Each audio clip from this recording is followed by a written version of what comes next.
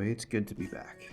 It's only been a week since I've been gone, but with how crazy fast WoW news moves these days, I wouldn't be surprised if everything just exploded while I was gone. Anyways, let's catch up on what I've missed. Gamma, what you got for me, homie? Well, for one, we have the launch patch. Hey, that's pretty good. Everything must be more or less finalized then. What else we got? Blizz decided to put the intro scenario up for testing too. Oh, come on, really? I swear Blizz is allergic to keeping things a surprise. Not that this really was one, but you know. Anything else? We seem to have missed 3 different cinematics being officially revealed by Blizzard. Are you serious? Well, no rest for us, I guess.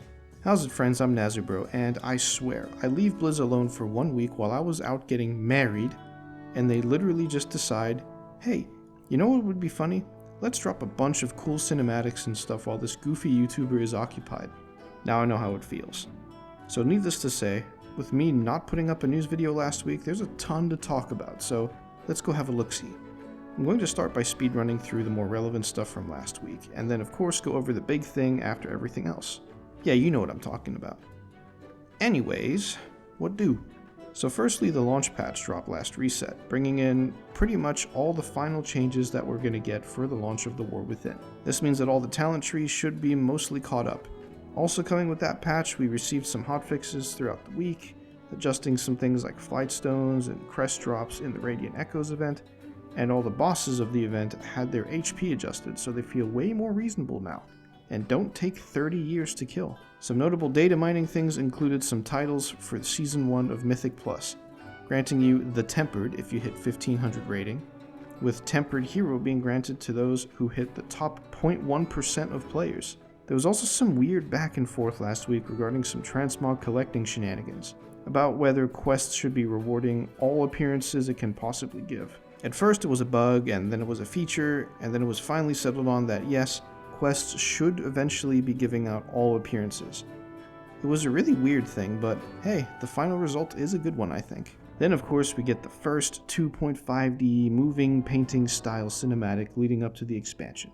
If you're not familiar with these, they've been doing them in some capacity since about Mists of Pandaria, but they've settled on a precedent that has held fast for almost every expansion since Warlords. We usually get about 3 of these before expansions go live, with Shadowlands giving 4 instead, I think. And many of us were wondering when they would turn up. There is of course some other news later in the video that may break this precedent, so maybe we won't get 3 this time. Anyways, let's actually look at the cinematic. So this one, called Threads of Destiny, focuses around the Nerubians we'll be squaring up against in the expansion, and how they fell in with Xal'atath. It starts in the past with Queen Neferes refusing to come to the aid of Ny'alotha. There has been some rumblings about when this bit of the cinematic takes place in the grand scheme of things and in the timeline. At the time that I'm recording this, I don't believe it has been confirmed yet. Basically, the narration by Ansarek mentions that this is the Black Empire's last stand, and that they were approached to be conscripted into the fight. This could be either the final stand back in BFA, where we go into a kind of real but not real Ny'alotha to beat up N'Zoth, or it could be actual untold amounts of time in the past, when the old gods were actually defeated by the Titans and their constructs. There are a bunch of considerations for each potential time period, like how I guess that means the Nerubians are straight up immortal if this is eons in the past, or how if this was at the end of BFA, then this is a pretty quick decline for their kingdom. Only about 5 or 6-ish years, I think. Neferes looks like she aged more than that though, as well as Ansarek, but hey, I'm not an expert on spider person biology. Anyways, the 2 spider ladies mirror each other in a very classical, almost cliche sense. The brash younger princess and the older, wiser queen who tells her child that she isn't seeing the whole picture and isn't quite ready to rule just yet. This opposition eventually leads to, well, exactly where you think it's going to lead. We also get a sick shot of Alduin's, this crazy mural that has been seen in the beta before. And then Xal'atath gives us the best entrance I think we've ever seen for a villain in WoW.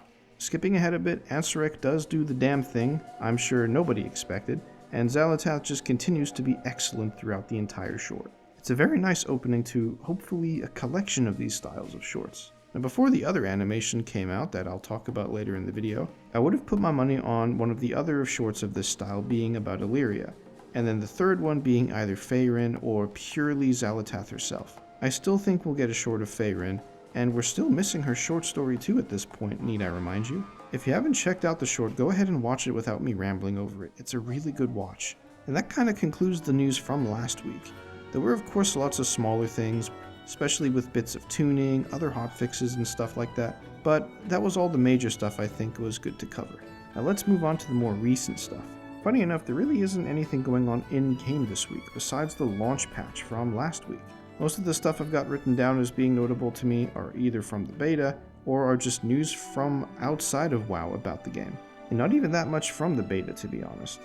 From the live game, there's really just two things. Number one, some previously untamable raid and dungeon bosses from BFA are now tameable by hunters. From what I can tell, this includes Grong from Dazar lore, both living and dead, the messed up Spore Hydra from Uldir, fucking Rizan from Atal Dazar, and the armored undead raptor from King's Rest.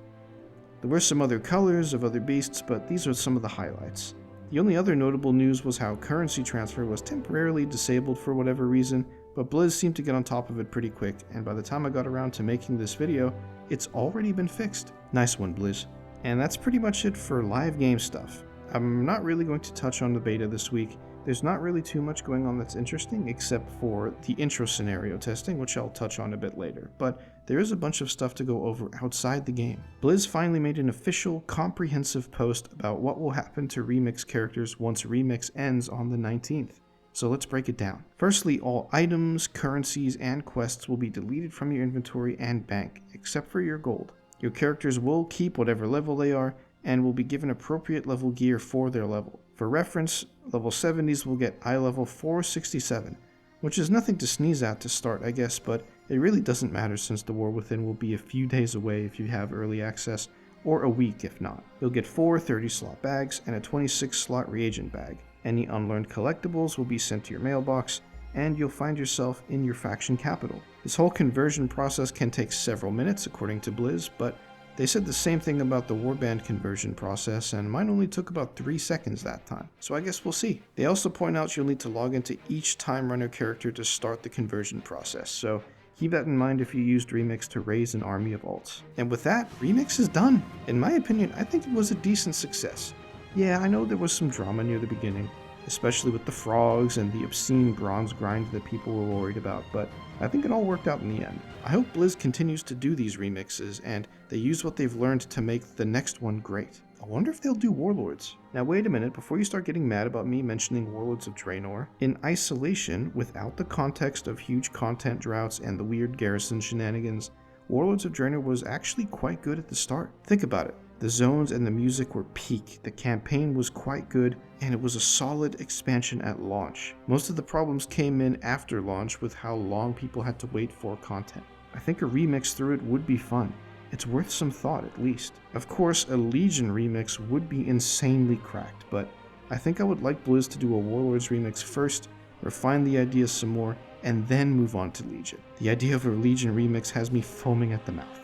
Okay, maybe that's a little bit too far, but you get my meaning. Anyways, speaking of schedules to come, Blizz put out this massive post detailing everything about launch, much of which is info we already know about, but with some extra tidbits. Specifically, a nice table showing the times that the expansion officially launches, as well as the times for early access. This isn't new information, but I don't think it's been presented in a very compact table or a comprehensive manner like this before. As for me, 6 p.m. Eastern Time on Thursday is not bad, but I do get off work at 8, so I won't be able to hop in immediately. A damn shame because I usually look forward to being online the exact moment an expansion goes live and watching the chaos ensue. Just thinking back on Dragonflight's launch is funny. If you weren't there at the time, the boat just broke for a lot of players and they weren't able to even get to the Dragon Isles for a couple hours. Oh well, 2 hours and some change isn't so bad. Speaking of launch though, Blizz did a special launch test on the beta on Thursday the 15th. This was to test the launch fully, including the intro scenario and questing in the first zone for about an hour and a half. I didn't take part since I was working at the time, but even if I wasn't, I don't think I would have taken part anyway. I would like at least some parts of the expansion to remain a surprise. So no spoilers from me, but I know that the cutscenes that play out during the intro scenario are out there. So if you're looking to avoid spoilers, be careful. I honestly wish this kind of stuff didn't have to be tested at all by anyone outside of Blizzard. In my opinion, the less Blizz can put out an expansion to be publicly tested, the better. I think it would make launch even more exciting, but I doubt that's something realistic to hope for since Blizz really does rely on this kind of testing a lot. So other than that, what else can we go over? Well, thanks to some marketing from Blizz, we've got a few other things to talk about. This week also saw the latest episode of the WoWcast, which are kind of like mini video presentations about new stuff coming up. In this latest WoWcast, some eagle-eyed viewers spotted a Dracthyr dual-wielding some axes, very obviously a Fury Warrior. Blizz did already confirm some time ago that more classes were going to come to Dracthyr, but they have not given a timeline or an estimation of when to expect that. Maybe with this first peek, they could be coming pretty soon into the War Within. Sooner than previously thought. Pretty sweet for any Dracthyr enjoyers out there that just don't vibe with the caster gameplay like Evoker. Some other hints of things to come. Blizz showed off some new Twitch drop and gift sub promotions. The reward for watching some WoW starting from the official launch on August 26th and running all the way until September 19th is this old TCG mount called the Ghastly Charger. 4 hours is all it takes, and I think it's a pretty sweet old school looking mount. Also starting on the 26th but running all the way until September 26th is this sweet ghostly owl called the Watcher of the Huntress, kind of reminiscent of Tyranda's owl. You can score this bad boy by donating 2 gift subs to an eligible streamer, which I believe comes out to about $10. $10 for a pet is standard price for Blizzard, but at least you'll be helping out a streamer at the same time. Pretty cool. Maximum, who is the guild leader of Liquid, also did an interview with Morgan Day live on Twitch, going over a bunch of different topics. I won't go into detail here, but I will highlight that the interview let us know that alts will have some kind of Crest discount in the War Within, thanks to the warband system. That's just an example of the kind of stuff they were talking about, so I'll drop a link in the description if you want to check out the full interview. So go support Maximum if you want to watch it. And now for the final bit of coverage. Those other cinematics I talked about way back in the beginning of the video. The first was a bit smaller, and I feel okay talking about it since it was shared by Blizzard on their social media accounts. It's an in-game cinematic about Chadgar meeting Xal'atath for the first time, and it definitely feels like an incomplete version of whatever the full cinematic is in-game. But the second cinematic, or more accurately, animated short, was quite the surprise. Before it was released properly, Blizz put out a teaser for this short, which got many riled up and speculating that maybe we were about to get a reveal for a new Warcraft animated series or something. Definitely wishful thinking, but I gotta admit, I was one of those wishful thinkers. A man can dream, alright? Anyways, the short actually is a sort of recap of Illyria Windrunner's journey, flashing back to all the pivotal choices in her life since Warcraft 2 days. We flash back to her leaving Quel'Thalas, which in turn leaves Sylvanas with the title of Ranger General. We flash back to her leaving her son Eretor before heading through the Dark Portal. We see her embrace the Void to save Tyralion's life. This all culminates in her basically shedding her former self to become a powerful warrior to defend Azeroth. It's a fantastic watch, and it just makes me want a Warcraft animated series even more. Can you imagine something with this animation style detailing the entire story going all the way back to Warcraft 1? I think that would be so cool. It's a different animation style than we've seen from Blizz before, but I think it was spectacular.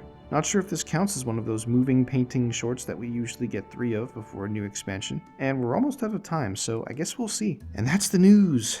A busy 2 weeks, and I'm glad to be back on track. The last 2 weeks were a whirlwind for me, but I am here to stay, and I have some ideas for other videos in the future. The next one I'm cooking up is all about the lore and themes of all the hero talents, and how some of them might not be ideal purely in the lore and aesthetics for certain races. Keep an eye out for that, and hopefully I can get that video off the ground sooner rather than later. We also hit my first subscriber goal of 100 subscribers. That's insane. To put that into perspective, imagine 5 or so high school classes of students all watching you do a presentation, but they're actually, hopefully, totally enjoying what you have to say. Wild stuff. I guess that means that we need a new goal. So I'm going to set that as 500 subscribers. A bit ambitious for now, but let's keep it going. And consider subscribing to get us there. Let's get it. Other than that though, thanks for taking the time to watch this video. If you've made it all the way to the end, you're a legend. Please consider dropping a like if you enjoy how I do things here, and subscribing would mean the world to me. Until next time, stay safe, bros.